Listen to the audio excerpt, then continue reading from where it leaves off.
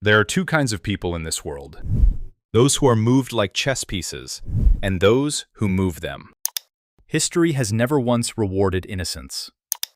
Power is not something you are handed. It is taken. It is engineered. It is built quietly, through strategy, through human psychology, and sometimes through methods that make comfortable people deeply uncomfortable.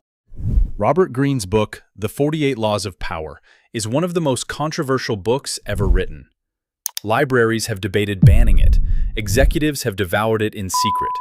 Inmates in American prisons have studied it more than almost any other book on earth. Why?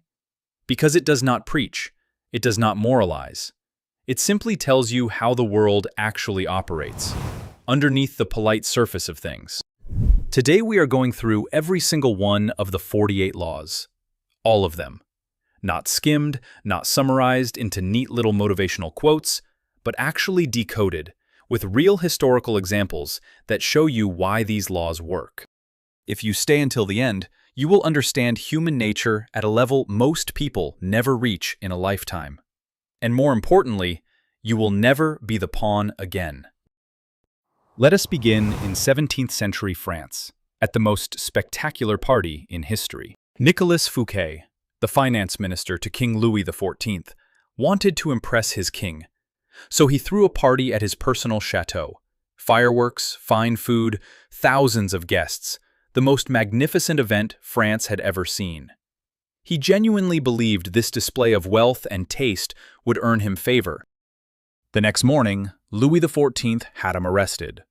Fouquet spent the rest of his life in a prison cell. Law 1.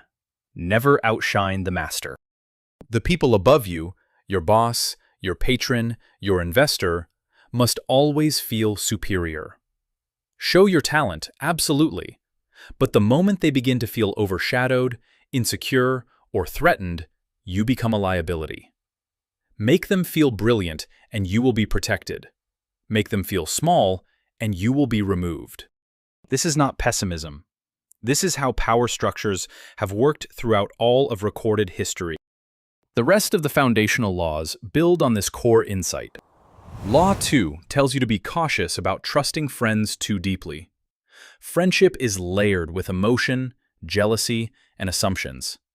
A former enemy whom you forgive will often work twice as hard to prove their loyalty, because they have something to prove.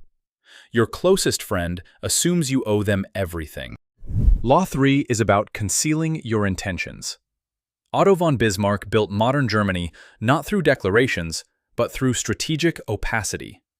When people cannot read your next move, they cannot block it. Law 4 says to say less than necessary. Louis XIV terrified his courtiers not with threats, but with silence. Words reveal you.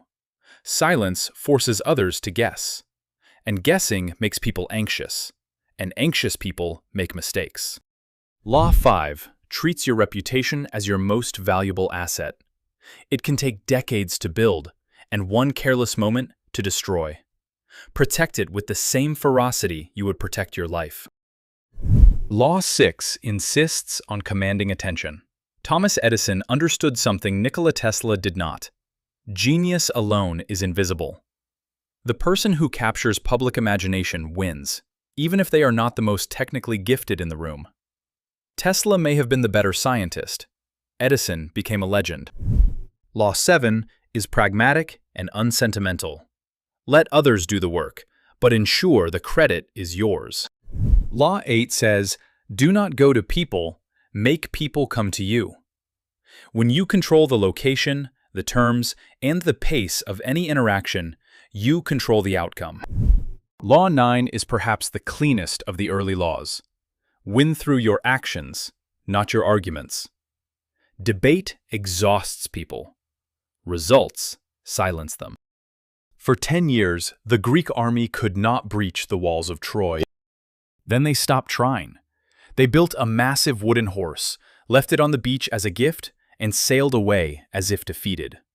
The Trojans celebrated their victory, dragged the horse inside the gates, and that night, soldiers hidden inside it opened the city from within. Law 12. Use selective honesty to disarm your target. One genuine act of openness or generosity can dissolve years of suspicion. It is not manipulation in the crude sense. It is understanding that people lower their guard when they feel they have received something real. The Trojan horse was not just a military strategy. It was a psychological one. Law 15 follows a harder principle. Crush your enemy completely. When Rome finally defeated Carthage, their great rival, they did not simply claim victory. They burned the city to the ground, salted the earth, and erased Carthage from the map. Brutal, yes, but the lesson is clear. A wounded enemy does not forget. Mercy left unearned becomes a future threat. The remaining laws of this chapter form a protective intelligence. Law 10 warns you away from the chronically miserable. Suffering, bitterness, and bad luck are contagious in social ecosystems. People who are perpetually unfortunate often unconsciously drag others down with them. Law 11 builds your strategic security. Make others depend on you. When people need you, they protect you. Law 13 says, when you need a favor, appeal to someone's interests, not their compassion. People respond to what benefits them far more reliably than they respond to your need. Law 14 advises you to act like a friend while thinking like an intelligence officer. The most valuable information is gathered through casual conversation, not interrogation. Law 16 is one of the most powerful. Create value through absence. When you are always available, always present, always responsive, you become ordinary. Strategic withdrawal makes people remember why they value you. Law 17 says stay unpredictable. The moment someone can model your behavior, they can outmaneuver you. Consistency is a form of vulnerability.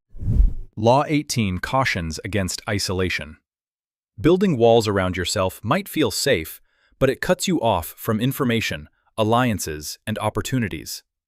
Power lives in connection, not in fortresses.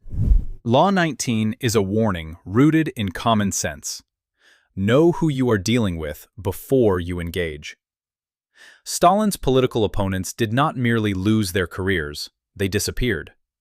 Picking the wrong battle against the wrong person is not bravery, it is waste.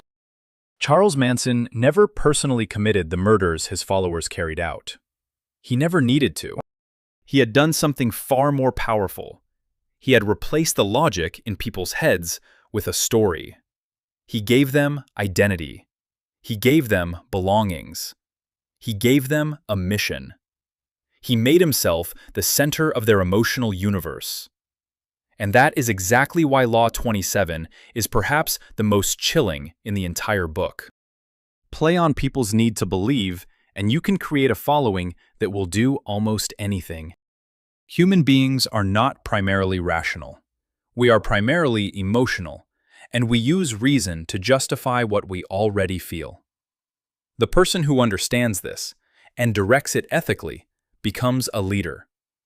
The person who understands this without conscience becomes something far more dangerous. The surrounding laws in this chapter complete a portrait of the master strategist. Law 20 says, never fully commit to any single side in a conflict. Stay neutral where you can.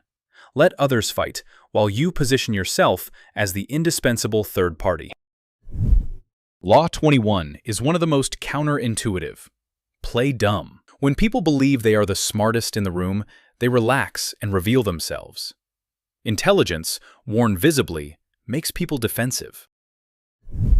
Law 22 says that when you are genuinely outmatched, surrender strategically. You buy time. You lower the opponent's guard, and you live to rebuild. Law 23 demands concentration of force. In business, in relationships, in creative work, scattered effort produces scattered results. Focus is power.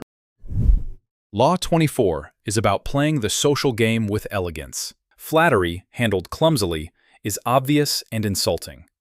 Handled with grace, it is disarming. Law 25 is personal and profound. Recreate yourself.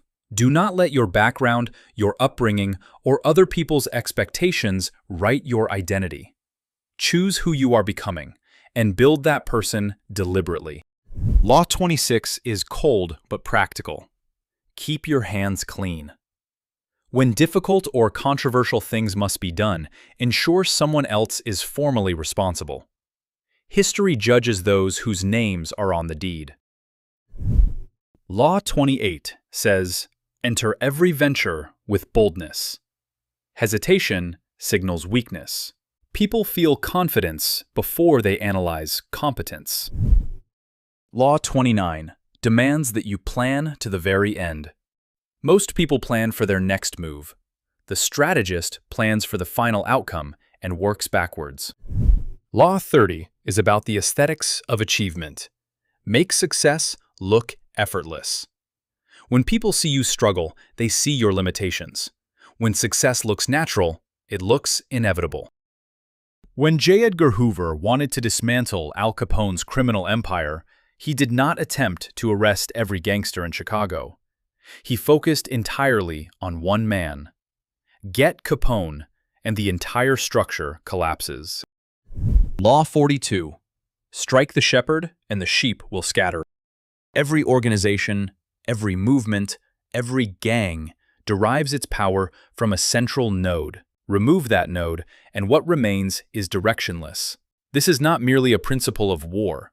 It is a principle of organizational psychology, and understanding it protects you as much as it arms you. The laws of this chapter are about narrative control, how power is maintained not just through force, but through perception. Law 31 says give people options, but only options you have designed. The illusion of choice is one of the most powerful control mechanisms in existence. Law 32 says to appeal to people's fantasies. Reality is often disappointing. The person who can paint a compelling vision of what could be holds enormous influence over people who are dissatisfied with what is. Law 33 says, find every person's weak point, their particular fear or particular desire. Everyone has one. It is the lever that, when moved, moves everything else. Law 34 is essentially this. Behave like someone worthy of respect, and you will receive it. The world takes you largely at your own estimation. Law 35 says, learn to wait. Timing transforms the same action from disaster to triumph. Impatience is one of the most reliable paths to failure. Law 36 is elegant in its simplicity. What you cannot have, ignore. Desperation makes you controllable. Indifference makes you powerful. Law 37 says, create spectacles. Human attention is won through the visual and the dramatic, not through logic and footnotes. Law 38 advises you to think independently, but behave conventionally enough to avoid becoming a target. Being visibly different invites attack. Save your individuality for what matters. Law 39 says, stir the waters when it serves you. An angry opponent is a sloppy opponent. Provoke carefully and let their reaction become their undoing. Law 40 says, never trust the free lunch. Everything that appears to cost nothing has a hidden price, in obligation, in dependency, or in your own self-respect. Law 41 warns against stepping into a great person's shadow. If you follow a legend in the same role, in the same institution, you will always be compared unfavorably. Build your own territory. Bruce Lee once said something that sounds simple until you really sit with it. Be like water. Water has no fixed form. Pour it into a cup and it becomes the cup. Freeze it and it becomes a weapon. Release it and it becomes a force that erodes mountains. You cannot hold it. You cannot cut it. You cannot predict it. Law 48. Assume formlessness. The person who commits rigidly to one strategy, one identity, one method, becomes predictable. And predictable things can be anticipated, countered, and destroyed. The world does not stop changing because you have decided on a plan. The strategist must be fluid, adaptive, and impossible to pin down. The final laws sharpen this endgame. Law 43 says, "Do not simply rule through fear. Fear produces compliance, but generates resentment. Win people's minds and hearts, and you generate loyalty that persists even when you are not watching." Law 44 is the mirror effect, reflecting people on themselves. Do what they do. It unsettles them, confuses their aggression, and often forces them to confront the absurdity of their own behavior. Law 45 says, "Advocate for change gradually." Radical disruption frightens people, even when it would benefit them. Move incrementally, and the transformation becomes invisible until it is irreversible. Law 46 says, "Do not project perfection." People are drawn to excellence, but threatened by flawlessness. A person who seems too perfect becomes a target for envy, and envy, left to fester, turns friends into quiet enemies. Law 47 says, "Know when to stop." Victory has a natural conclusion. The leaders who have destroyed their own legacies throughout history are rarely the ones who failed to win. They are the ones who could not stop after winning. Success makes people reckless. Discipline means knowing when the game is over. These 48 laws are not a moral system. They do not tell you what is right or wrong. What they tell you is how power actually functions. In offices, in families, in governments, in relationships, in history, in the street. Whether you choose to use any of these laws actively is entirely your decision. But not knowing them has its own cost.